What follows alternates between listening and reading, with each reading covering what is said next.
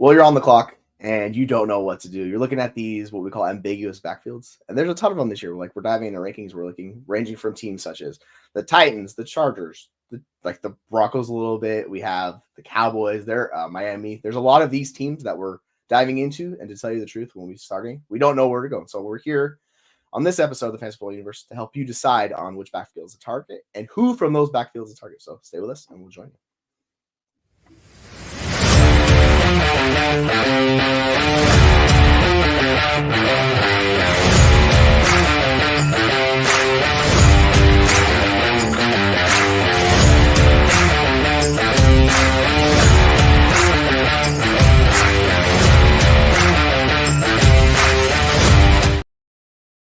And welcome in, folks, back with another episode of the Fantasy Football Universe. We are talking about those 2024 ambiguous backfields, and I'm here with my co-host. Let's see if I can get off the wrong sides. This one, it always gets me. I'm here with the FF Rebel, Jeremy Shulin. How you doing today, Jeremy?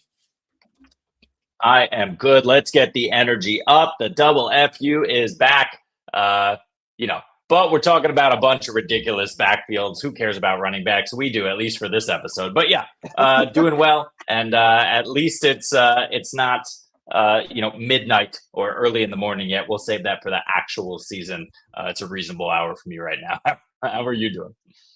I'm good. My daughter's actually sleeping in today, which is pretty wild. Like she's usually up hours before this, nice. So I'm not complaining. So I had some free time this morning. We're actually going to dive into this. So I'm excited to hop on and talk about all of these fun running backs because as much as we kind of talk about dynasty, how much of an issue they are, in redraft, running back is still the king. So if you can nail some of these backfields and who we're going to target, like you're going to get an edge over like your league mates because a lot of people have not been paying attention as we slowly get into redraft season.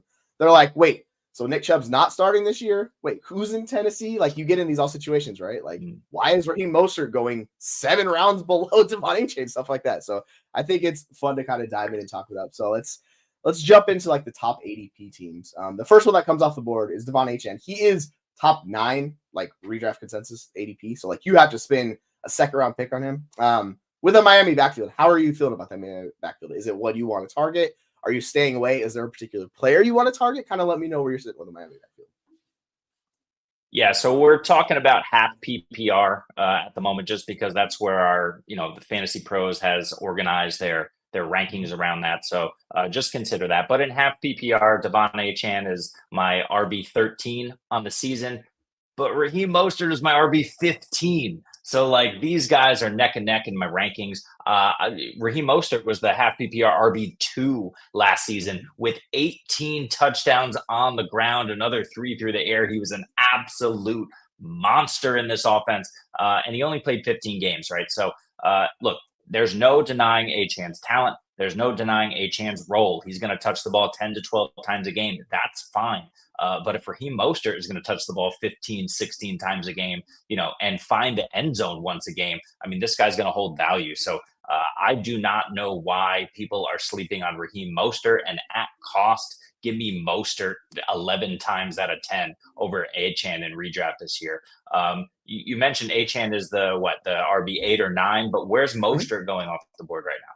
He is quite a ways below him. He's pushing into like the RB24 range. He's pushed back. I think it kind of makes sense when you zoom out and look at Mostert. Like that last year stood out compared to his career because he's been injured basically his entire career. He's never been through a full season, and he's never gotten the workload he got last year, right? So it's like he's the oldest, right? Basically, he's the oldest running back in the NFL. There's not Derrick Henry. No, it's Raheem Mostert. There's no one older like playing a significant role in the NFL. So like with running backs, we know this age comes for them. It's like maybe this is the year it kind of comes. So like we're not sure. Man, we have this super efficient year 2 running back who had a really good pedigree, saw a ton of work in college as well. So I think there's that. It's just I think the way I'm looking at the backfield is, do you want to take the upside shot in Devon Achane because everything is there for him to see an increase in production this year?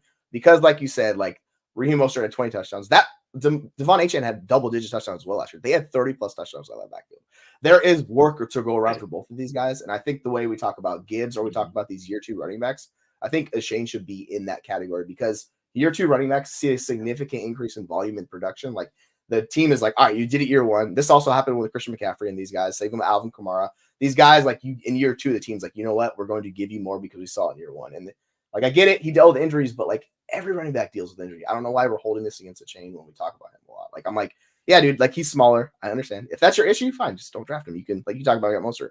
But if you want a guy who has the ceiling shot to give you an RB1 in that backfield, like I think he's a sleeper for that. So I'm honestly fine with double dipping into this backfield if you want to take a chain early and go Mostert, or if you want to go Mostert late. Like this is we want these backfields that are the best in the NFL. They're going to give the high value touches to this team, and we saw what they did last year. Like they both had 4 touchdowns. Both pushed like 150, 200 yards in the game against the Broncos last year. Obviously, I don't think that should be in expectations, but it shows you they both can absolutely thrive. Yeah, just another 70-point goal game against the just garbage Broncos. We might talk about here in a little bit, but yeah, for me, like I'm all aboard A-Chain. Like I loved him coming out. Everything I saw last year is like, yeah, he's the better back. He was also PFF's #1 rated running back in the NFL last year. Like there was nobody better than Don A-Chain. Mostert was top 4, by the way. So like both of these guys were really good. And I think if you look at the scheme, they had a bunch of guys that were ranked highly because they do stuff really well. So for me, I want both of these guys, but like it sounds like you're more leaning to just waiting and getting Mostert, kind of getting the value cost and getting another guy who can give you an RB1 season for a discount. Yeah, I think I like the discount. I don't have a problem with Achane, but you compared him to Gibbs, right? Gibbs is my half PPR running back 5. And I think the main difference between these two, and it's a good comparison, right?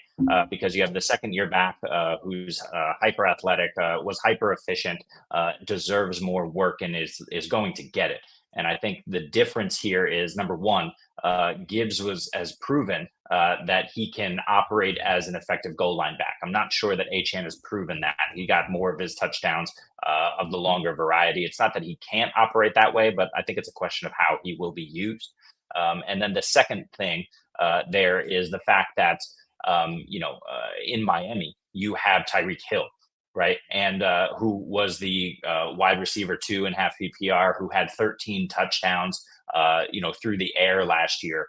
And, he's going to take away a significant amount of work just because he's going to command volume as one of the best players in the NFL. In addition to Jalen Waddle, who I think we all unanimously agree is going to take that step up. Last year was an anomaly. So we have 2 high functioning wide receivers here who can not only operate in space between the 20s, but can also operate in the red zone and score those long distance touchdowns. You don't have that in Detroit, right? In Detroit, you're leaning on the running game. Amon-Ra and Sam Laporta are phenomenal guys, but unless JMO takes that step, and I don't think he's going to take a step that equals Tyreek Hill or even Jalen Waddle, but unless he takes that step, you're not going to have this highly dynamic offense with guys that command targets, can break long distance plays routinely, and then also be phenomenal red zone threats. So I think the difference there is in the passing game. In Miami, it just opens everything up. And then you also have kind of the mastermind of Mike McDaniel, who's constantly working on, finding these mismatches. So for me, I'm still way in on Raheem Mostert and his ability to just be used in the red zone. I think he is the David Montgomery type from last year, where he's just going to be the hammer down there. Jalen Waddle, I was thinking Jalen, right? Devon Achane is going to be, the guy who's going to continue his hyper efficiency. Like you said, he was the best running back in the NFL. But for me, he's just a little bit lower because I think Mostert, even at his advanced stage, is better than David Montgomery. But I did mention Jalen Wright here. So he's the third piece of this puzzle, and maybe something that is another consideration when you think of that comparison between Miami and Detroit. Right. Maybe the Dolphins have a 3-headed monster. So what are you thinking about Jalen Wright and how he might impact these 2 backs in Miami? Yeah, Jalen Wright's a really weird one for me. I was kind of lower on him in the process because we talk about these kind of college offenses that do weird stuff. It's Tennessee. Like I keep coming back to Tennessee and this freaking un-NFL offense they run. Like Jalen Wright did not need, like you could have had negative vision and run through the holes he was running in. Obviously, he's a super explosive athlete. Like he's one of the more explosive athletes at the running back position.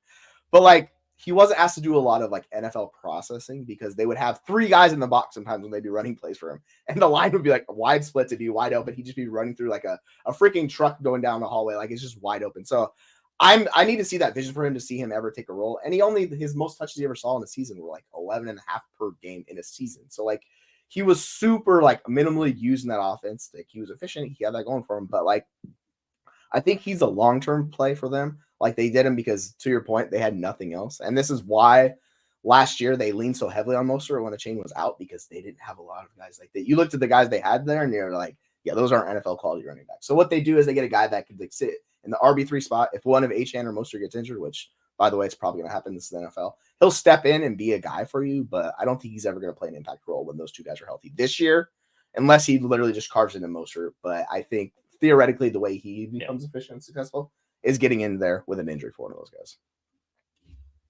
Yeah, I agree with you. I mean, Raheem Mostert last year had 4.84 yards per carry. Devon Achane had 7.77 yards per carry, so it's that hyper efficiency. I haven't looked at the Detroit situation, but I imagine you'll see something similar.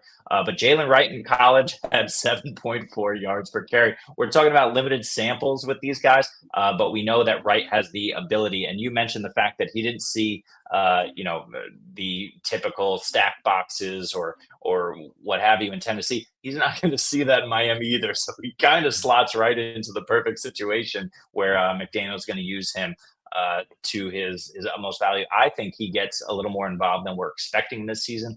I've heard arguments that takes away from Mostert. I don't know, because I think the touchdown upside is with Mostert. So, look, touchdowns are fickle. They change year to year. We don't totally know how that's going to shake out, but I'm going to bet on the guy in the high-powered offense that has the goal line role and a fair amount of the first and second down work. Achane, I think his cost is probably right around where he ends up, if not a little bit higher. I will take the chance on him in a couple of spots, but Raheem Mostert for me is tremendously undervalued. So that's the guy that I'm going with here. Yeah, like all three of these kind of guys kind of fit what they're going with. So like if you could theoretically make the case for all three of them, and I would be like, yeah, I understand where it's coming from. Me personally, I'm just taking on the guy who I think was the best overall running back of the three coming out. Showed me everything. Like his expected points per game were 12. He massively exceeded it by 5. And in these guys, and they might say it's a small sample size trap, but I will say like good running backs continually do that year over year. This is what Christian McCaffrey does. He has the best role. He also exceeds his role every year. So I want good running backs that are in good situations, and that's these guys. I just think for me, like I've been Devon Achane pilled since I've like saw him, studied him in college at Texas A&M, and we were talking about him being the RB2 there, and I was like, no, this guy's way better. So personally, like I'm fine RB9, but yeah, like I love the cost for Mostert. I think it's devalued. You're going to get a player who's going to get touches at the worst case scenario. Yeah. The issue is just injury for either one of these guys. So if one guy goes down, you have contingent upside with both of these guys, or a third guy with Jalen Wright. So it's an offense I want to target. I'm fine taking both that cost, to tell you the truth. If you want to just roll with Miami and just go Miami deep, I'm fine with that. Tua is a whole nother situation. Not a big Tua fan, but I love the rest of the players in that offense. So I want all those guys. So yeah, I like the cost of both those guys. I think it's a good cost to pay. And the last thing I'll mention is, with the cost of both of them, if Mostert continues to stay low throughout the summer, just take them both. If you like Achane, take Mostert later if you like. These guys can both produce in the same game. They've proven that, as you mentioned earlier. But if one of them goes down, the other guy is likely a top 4, 5, 6 running back, for sure, top 6, I'd say. So you have that built in, and you have weekly flex appeal. While you wait for that injury. So yes, 100%. All right, you want to move on to our next team that we're going to talk about with the highest ADP, which actually surprised me. This is Cincinnati. So Zach Moss is the next guy we're going to hit on, and because he has an RB24, I think it's RB24 ADP. He's well within the top 100. I thought he was outside the top 100. I was misconstrued with that answer because I looked and I go, he's above the Titans guys. So yeah, I think I'm sorry, I can't talk here, but I think with Cincinnati, it's a really interesting discussion. You have Chase Brown, who's the more explosive player in that offense, but they brought in Zach Moss for a reason, because they had a guy who was just living off of volume, Joe Mixon. They shipped him off to Houston, and they chose of all the people to bring in, they could either draft a running back or they could bring someone in. They brought in Zach Moss. And I think we both kind of like what Zach Moss' skill set is. Particularly, he was one of the best rushers out of shotgun personnel. Guess what? Cincinnati runs a ton of shotgun in that offense. So that's Zach Moss's role. And I also expect Zach Moss to be the goal line back too. So I think he's going to get a lot of high profile touches. And at his cost, it's like, I know you've been talking about Zach Moss a lot, and Aaron has been as well too.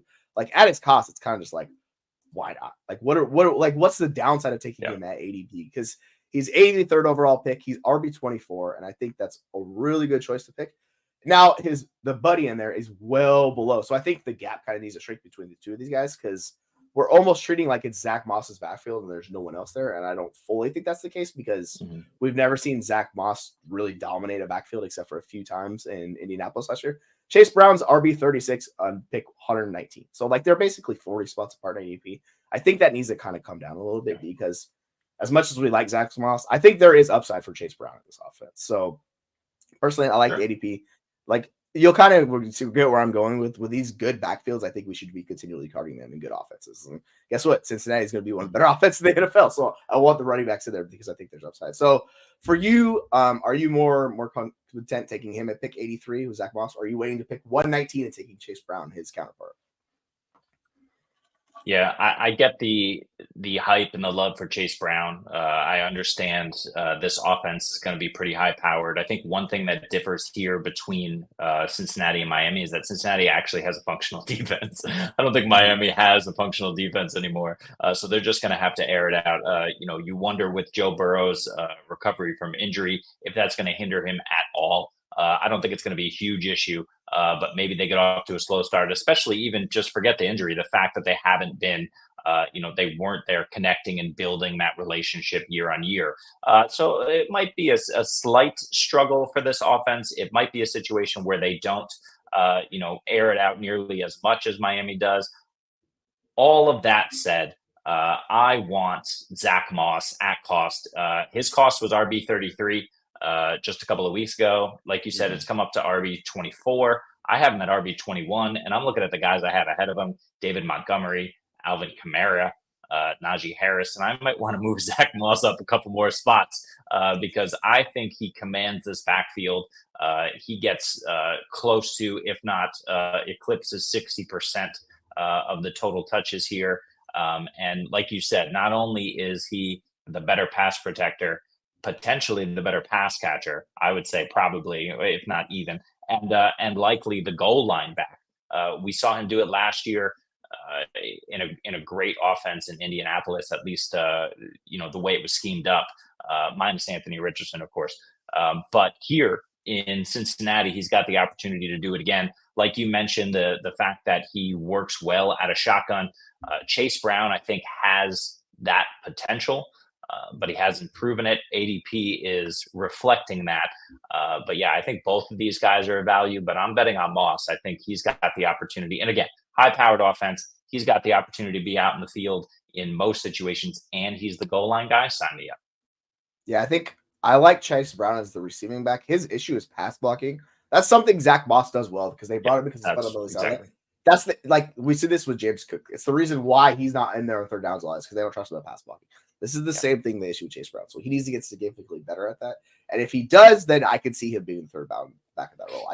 Based on what we saw last year, we saw Zach Moss play like he's good in protection. So they're going to have a guy they trust. This is why you see teams put these old aging running backs in there. Not saying Zach Moss is old and aging. He's in his prime, but I'm just saying overall teams will put guys they trust back there. Because they don't want you to get Joe Burrow killed. Like, he's making a ton of money. He's the highest paid quarterback in the NFL. They don't want to deal with what they did last year, dealing with all the injuries where they basically had a lost season last year, right? So they're trying to put guys they could trust. And I think what we've seen from Zach Moss in his career, when he's in the right scheme, he's a good running back. We saw this last year. He was really good. He was like RB5 like midseason before Taylor came back, right? So if I'm betting on the two of them, definitely taking Moss. I have him a little bit below ADP just because I kind of like a lot of guys in that range. I think he is my RB26, but he's right there. I have him right next to Kamara and a couple other guys with so it's really, and like the guys going around Zach Moss, this is like Zamir White, David Montgomery, James Conner. I think it becomes kind of, pick your poison with who you want to take there. I don't know why Zamir White and David Montgomery are going above them because personally, we can talk about White in a second, but I don't think he's going to be a 3-down back at all. And we've seen David Montgomery, he needs touchdowns. Like he desperately needs touchdowns to be efficient. So I'll personally take the shot on Zach Moss there to get some theoretical upside of that offense because we've seen it. It's one of the best offenses for running backs in fantasy the last basically since Joe Burrow's been there. Like we've seen Joe Mixon's just been thriving off of that volume. So sign me up. Yep. Yeah, and we're basing Chase Brown and what we think about him off of obviously just last season, what we saw without Joe Burrow, right? Chase Brown didn't do anything, as most rookies is the case, until week 13 when they got him on the field. He didn't play over 30% of the snaps at all. throughout the course of the season, but he did manage to average about 10 touches a game. He had some receiving work mixed in. He showed the ability to break off explosive plays. All of those things are great, and you expect him to in year two. But you mentioned it. They brought in Zach Moss for a reason. They were replacing Joe Mixon with that workload. And if we compare it to these other backfields we're talking about, to a Detroit, to a Miami, Chase Brown profiles as this kind of hyper efficient guy who should be getting 10 to 12 touches a game. Well, where's that leave Zach Moss? To get 15 to 18 touches per game, to be the goal line guy in a hyper efficient offense. So, Zach Moss takes on, I think, about 80% of the Joe Mixon role. Chase Brown, ascends as well. So yeah, he's a decent value. If that changes, where he's going at an ADP right now is fine. I'm happy to take him, but I really want Zach Moss. If healthy, I think he's an absolute smash play. Yeah, and like the best of the running backs on the roster, Chris Evans, Trayvon Williams. I know there was Chris Evans coming out of Michigan, but like he's done basically nothing his entire career. Same thing with Trayvon Williams. They're guys who can like play a role in an offense, but they're not going to give you any type of upside. That's why they drafted Chase Brown and then they brought in Zach Moss. That kind of tells you how they feel about it. Because if they trusted those guys, they would have just let Joe Mixon walk and rolled with those guys. Clearly they don't. So I think it's those two guys, and I don't really want to else in that backfield because we kind of talk about contingent upside in certain backfields. Certain backfields, the running backs just don't have it. I think Chase Brown actually has contingent upside if Zach Moss does get injured. I think he will carve out a significant role in that offense just based on who is there. But between the two of them, yeah, like give me Zach Moss over Chase Brown for like 100% of the time. I think that's like last year I've liked him. I liked him coming out of Utah, so like I've been a Zach Moss guy his entire career. Yeah. And the last thing I'll mention here is the fact that, consider the targets on the team. Obviously, Jamar Chase is number one. You got T. Higgins there. Most likely he's going to stick around if they don't deal him. So he's number two. Number three is up for grabs. It's probably not a tight end, right? It could be Jermaine Burton or one of the other guys who have been there for a year or two. But it could be the running back or the running backs as a whole. And if that's the case as the third target, that's something that you have in Miami. And you have in Detroit, and that's kind of what you want then, as well to kind of boost the value of your running backs is that potential third target on the team as a running back. So you could see, somewhere in the neighborhood of if Zach Moss really takes over that passing down role, he could get 50, 60 targets pretty easily. And if that's the case, that's only going to vault his value in addition to the upside of the goal line role. So I like that about this backfield, and I like the fact that I think Zach Moss is the proven veteran here, where Chase Brown looks like he has potential, but we're not totally sure. Yeah, I'll say this for one thing for them. Last year was really weird compared to the previous year because in 2022 they had 133 targets to the running back position. Last year it dropped down to 89, so they kind of shifted what they were doing. But I think the bigger issue was it was protection related and with Joe Burrow, so they were keeping the running backs in for protection to kind of protect Joe Burrow. And then when Joe Burrow went out and we saw the scene of the backup running or quarterback, it kind of were like, yeah, this is a little bit different. So I think we kind of have to take those numbers with a little bit of context. I think those numbers for targets to the running back position will rise. But with that said, I think Jermaine Burton is an upgrade over Tyler Boyd. I think he's just a better player. And this may seem hot takey, but I just don't think Tyler Boyd does anything specific for you at this point in his career, which is maybe an issue, which we'll get into the next team. I think it's a good segue. So I could talk about our next team with the highest ADP, and that's the Tennessee Titans. It's interesting because Tony Pollard's going above Tajay Spears. And I'll preface this by saying people were so frustrated with Pollard last year. They didn't like what they did. They love what Tajay Spears did this year. So what happens? The Titans go out and they pay good money to Pollard, and all of a sudden the ADP shifts where Pollard jumps above Spears. And I think that's something that I've been very confused as to why, because Pollard was not super efficient last year. He was not good. By the way, Spears was incredibly efficient. He had a 14% target share. He's one of the best running backs in the NFL in his role. Even though the offense was bad, they didn't have anything else going on. So I think it just shocked me. I figured Spears would be going above Pollard, but that's not the case. He's going above him. So Pollard, I guess people still love Pollard is what I'm taking away from this because I have them flipped. But it's just interesting because he's another back who's in that range of ADP. And it's like, all right, well, obviously people like Pollard. So Pollard, based on Fantasy Pros ADP, is RB29, and Spears is going RB32. They're both top 100 picks. Basically, Pollard goes around above him. He's picked 90. Spears is picked 99. So I think this tells us we don't know how to fill this backfield because if we did, one of those guys would be significantly higher.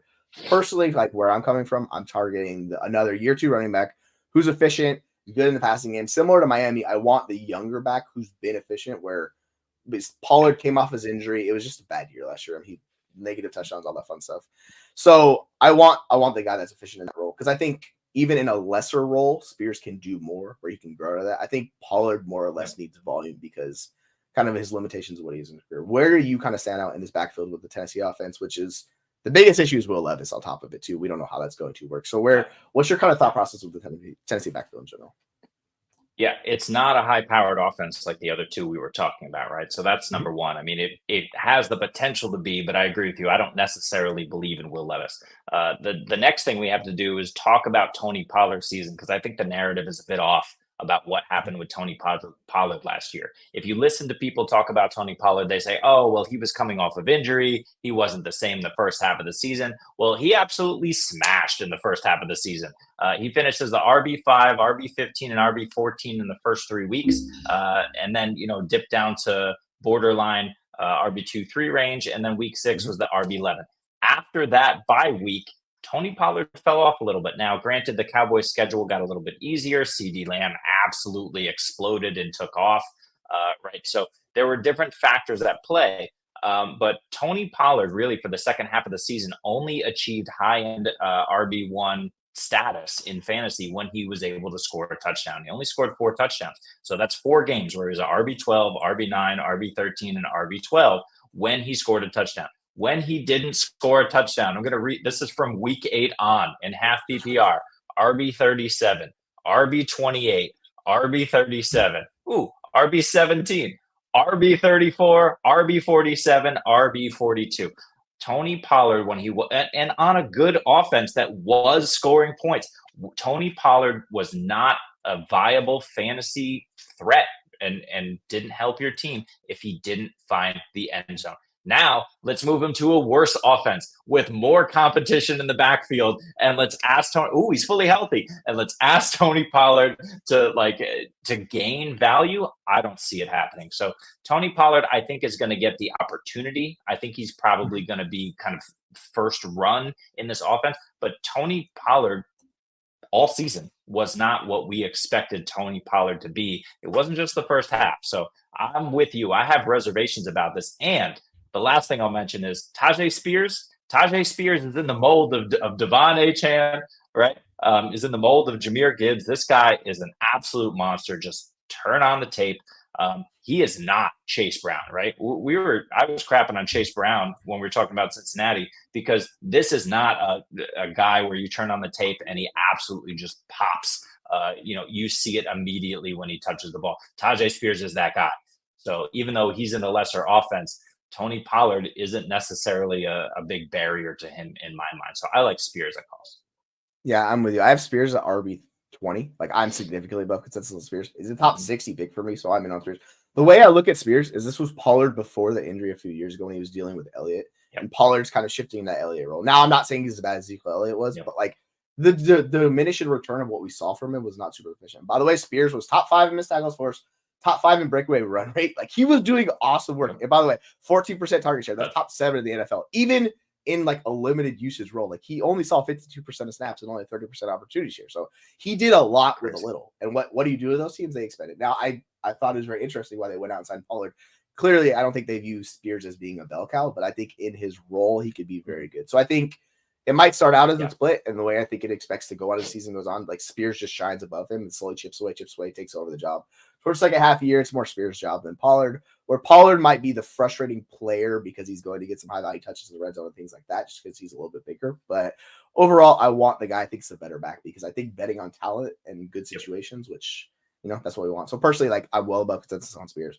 I have Pollard at RB30 because I do see some upside there. And if like we talk about contingent upside, if either one of these guys go down, there's going to be a ton of volume for one running back to handle. Because if you look at that running back room, not great outside of that. Like, are you a big fan of Julius Chestnut? I was, but the guy's never played. So like, it's just basically nothing. Hassan Haskins is another guy who they're talking about doing kick return duties. So that tells you they don't value him in the offense. So like, that's just a guy they're looking for that. So it's interesting. But like, by the way, first Scott Fishbowl 14, Tajay Spears was really good at kick returning. So like, he's a guy to keep in mind for that format. But that's just like a whole thing to talk about later with that. So yeah, personally, like I'm gonna basically every time draft Spears because I think the market on these two should be flipped compared to what it is. I've been wrong before. I could be wrong again, but like I like betting on good players in good situations. I think that's Spears for this one. So like I get it. We have issues with Levis in the offense, but like there's room for it to improve to where it's at. So I think they're already discounted enough for the opportunity cost. You're basically a top 100 pick. It's not going to kill you either way. So if you miss, you're not going early like with Devon Achane, like you're spending a top like second round pick. You're spending around 7, around 8 picks. So the cost is a lot cheaper, and there's ways for them to gain value. So I think it's if you prefer Pollard, like target Pollard at cost too. Like I think either one of these guys, like it's a good bet to make at cost. So that's where I'm kind of with these guys.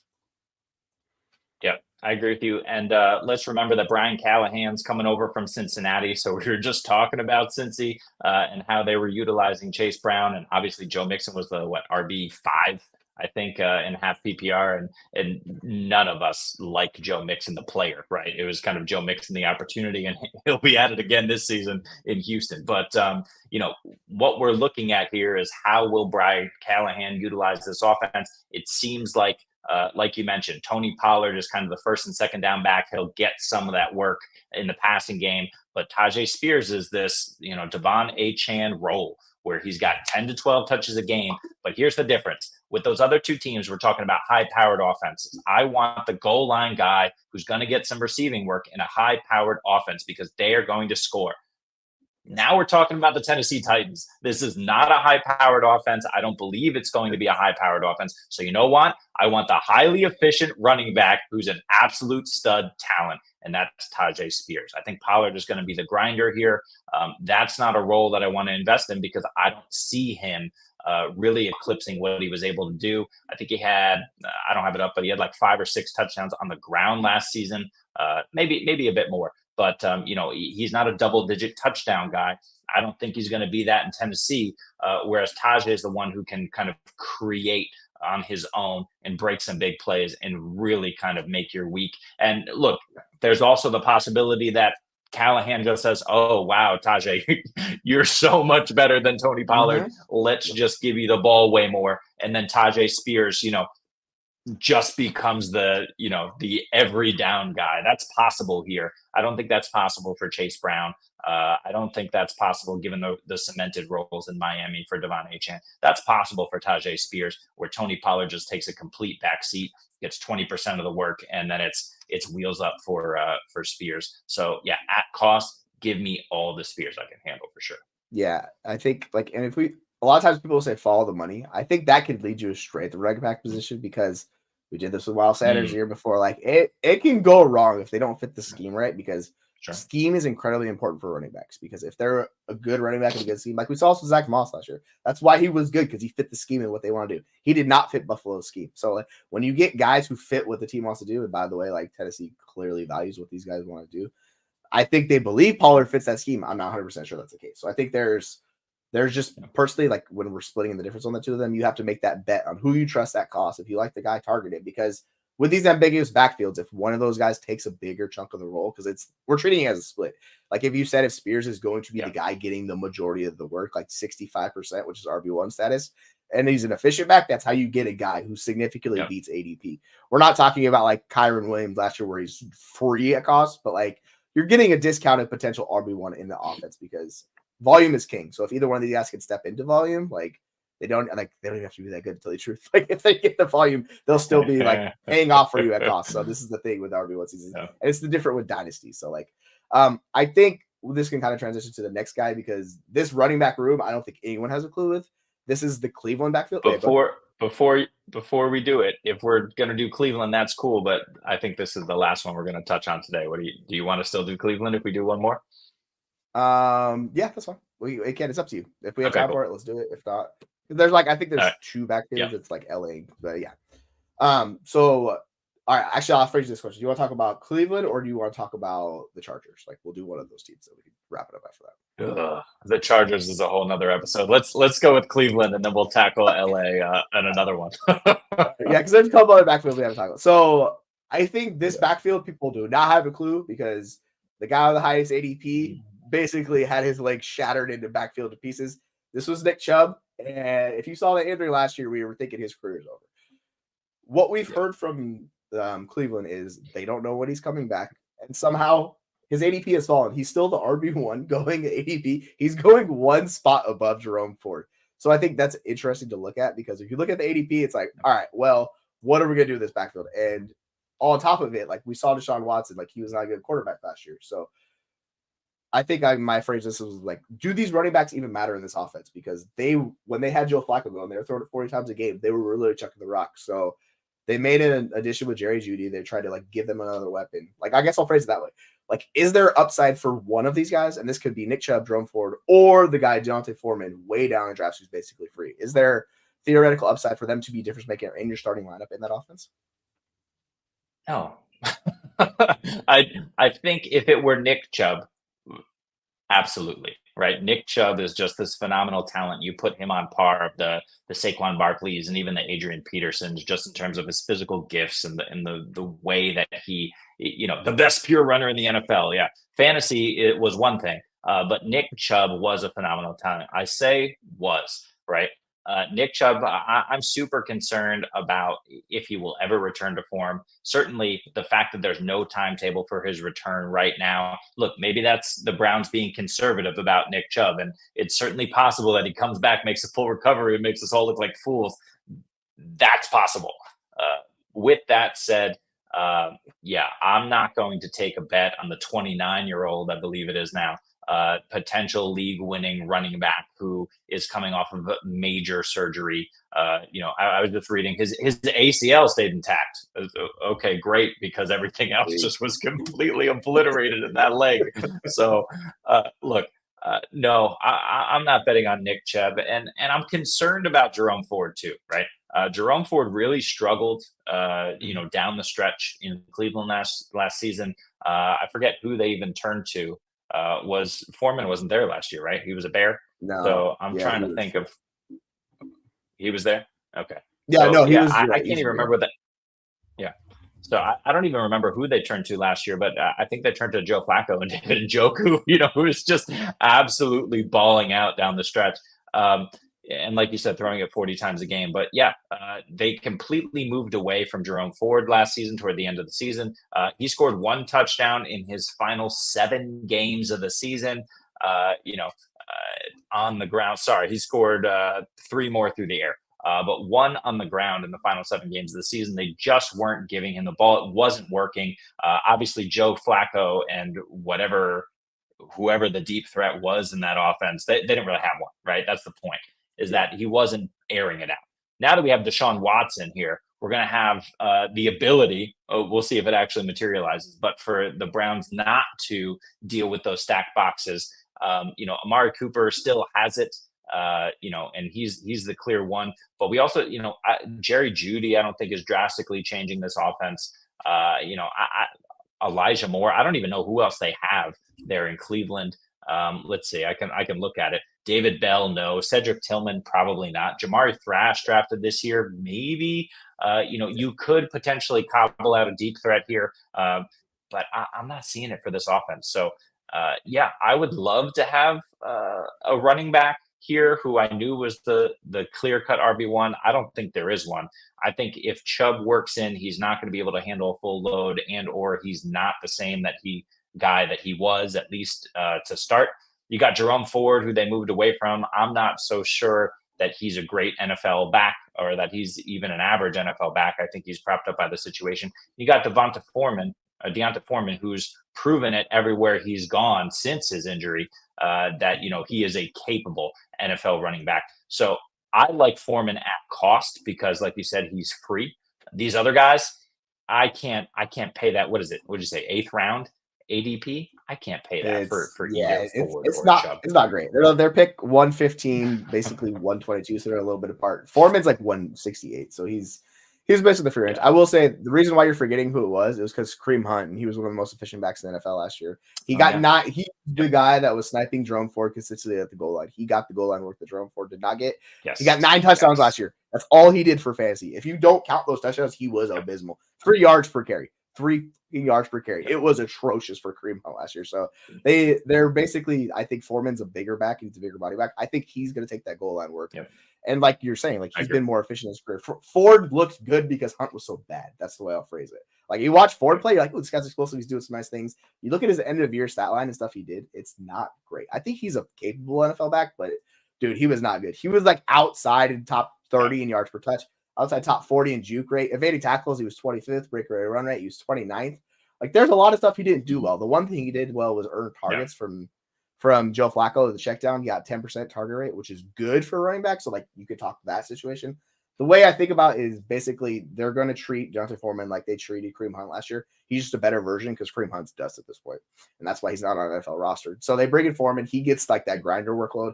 They let Ford kind of work in passing downs, do that fun stuff. So like I think both of these guys are relatively capped. And like you're saying, I don't trust Nick Chubb. I'm not touching Nick Chubb. So if you want to take a shot on this backfield because we've seen what they do and like they can generate good offense, because the Browns defense, the thing is like it fell apart down the stretch. It was not good. It went from being one of the best defenses in the NFL to one of the worst in the second half. And I don't know what changed for them, but they somehow suffered injuries or whatever it was. But if you look at the stats, like it was not good. So that's why they were airing it out so much. Like, all right, well, there's YOLO with Joe Flacco, and that's how they got to the playoffs. So it really comes down to Watson. Like, I think they did not like Elijah Moore. That's clear. That's why they brought in Jerry Jeudy. They signed the big deal. So I think how it works is this offense revolves around Cooper, Njoku, and Jerry Jeudy. I don't think Elijah Moore is that good. He's been super inefficient, similar to other guys that we want to prop up, like Jahan Dotson, who was also incredibly inefficient in Washington. Same thing with Elijah Moore. This guy just has not been efficient except his rookie year. So it's clear that either he's miscast or whatever it is. He's just not that good. And I know people will talk about it, but so I think you should really target the pass catchers in this offense because those are the guys that this offense revolves around. Until we see it, like I just don't want to bet on a guy who's that was also the same injury he had in college, the same knee. Like they basically, it was a serious injury in college. You look back at it, and then it happened again. It's like, dude, like I love Nick Chubb. I think he's a great running back, but clearly, like that's going to hamper him long term. Like I don't know how you could expect him to be the same player he was. There's just no way. Like it happens. Yeah. Cool. He's Adrian Peterson. I'll stop talking about him because he's that good of a player. But overall, I'm fine with taking a bet on Ford or Foreman late in drafts and seeing who you prefer to go there. Because they're like at the cost of where they're going, like it's really discounted as it is. So I think there's upside for them to at least be flex worthy, maybe possibly an RB2 if they have found out, right? So it's, like I don't mind doing that. But yeah, to your point, I'm not expecting either one to dominate touches or do that because neither one of these guys did that last year or the year before. So we should not expect that. Even with an open competition, like it's more than likely going to be split backfield. And then if the offense isn't good, like that's really capped because you need Deshaun Watson to take a step forward, which we're like 3 years removed from that at this point, 3-4 years since he's been NFL quarterback. So yeah, there's just a lot of question marks in Cleveland, and it's kind of scary when you look at it this way. You're like, you step back and you're like, oof, this should be fun. I don't know what to do. So are you just targeting the pass catchers on this offense is what it sounds like? Yeah, it's Amari. I wouldn't say I'm targeting Njoku, but I'll take him if I wait on tight end, and that's about it. I mean, no, and like you said, I'll take the shot on Foreman. Here's the thing, right? Number one, the Browns' offensive line is still a really good unit, right? That's the problem here is that you really want to invest in the running back here because the Browns' offense should be able to generate some space for running backs to move.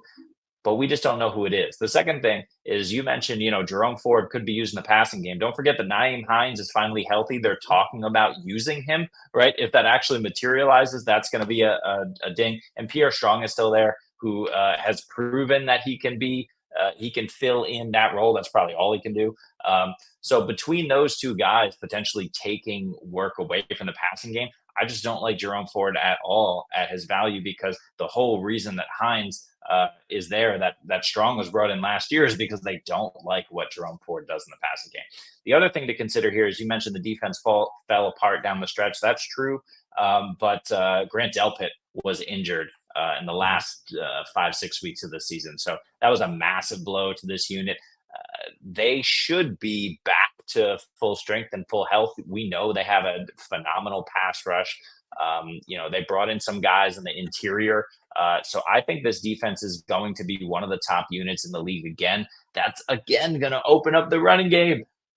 But, that's why I'll take the bet on Foreman. I don't believe in Jerome Ford. We talked about Achane. We talked about Spears. Jerome Ford is nowhere near these guys in terms of that athleticism and ability. He's nowhere near Chase Brown, I think. He's just a product of a situation. Like you mentioned, they were using Kareem Hunt down the stretch here. They're going to lean on, Foreman, I think, if Chubb isn't healthy, but they're going to cobble it together with these other passing down backs. So, no, I'm kind of out on all of these guys. But like I said, Foreman's the only guy I'm going to take at cost and, just hope that Jerome Ford is as bad as he seems to be. Yeah, I will say like Foreman's a negative in the passing game. His career high in targets is 16. So one thing, like he's not playing third down role. Like they do not view that guy. He's the traditional grinder. So I can see how this backfield plays out. Like Ford's going to be the third down back and do that. Maybe like Nyheim Hines is also coming off an injury. He's another guy who dealt with a serious injury. He's getting healthy again. So it's like there's just a lot of uncertainty, a lot of injury, a lot of things going on in Cleveland, which is really hard for us to like project volume for either one of these guys. And without Nick Chubb being healthy, I think it's very much a split backfield where one guy could pop off 1 week, one another. I think they're better in best ball because they will give you value. In managed redraft leagues, it's going to be very difficult to start these guys unless it's the right matchup. Like maybe they're going against high-powered offense. You're probably going to want to play forward because you can get some more receiving work. If it's a grinder game, like they're going to feature Foreman, I think more than likely. Even though I will say Foreman was not that good last year, but this has more to do with the Titans' offensive line and why like the yard before contact. And this is why I'm so bullish on Henry. Both Foreman and Henry are going into new offenses with better offensive line, better schemes. I think that should work well for them. So we'll see Foreman probably bounce back to the efficient grounder or pounder of running back we've seen. So overall, like I don't mind throwing darts on these guys late. It's just I don't see the upside of them being more than like an RB2. Real theoretically, it's RB3, RB4 stash for both of these guys. So they can give you some work, but you're going to need an injury from one of these guys. And we already dealing with enough injuries here. I don't want to project any more injuries into this backfield or anything like that. So Cleveland's very what we call uncertain. So it's looking at it. I'm like, no, I just don't know, man. It's no thanks. I'm good. I'm with you. Oh goodness. All right. So on that note, let's kill it. So with that, we're gonna wrap up this part of the Ambiguous Backfields. There are a couple more we kind of do need to hit, so we might have a part 2 for this because we'll talk about Chargers and a few other things like Arizona, Green Bay, all these other teams with some uncertainty one way or the other. So all right, well, thank you for joining us. That's this edition. Don't feel free to like, subscribe. Make sure to check out all of our content. We're releasing more rookie drafts. We're releasing more stuff on the website on fantasyfootballuniverse.com. We have a rainbow mock draft we're giving away for the Rainbow Bowl. We're doing some more Scott Fish Bowl content. We are getting together with Warrior Bowl coming up. So we're going to have a lot of like charity events coming up through the rest of the season as we get into that. But stick with us. So we'll be here every day releasing all sorts of fun stuff on YouTube, TikTok, Instagram.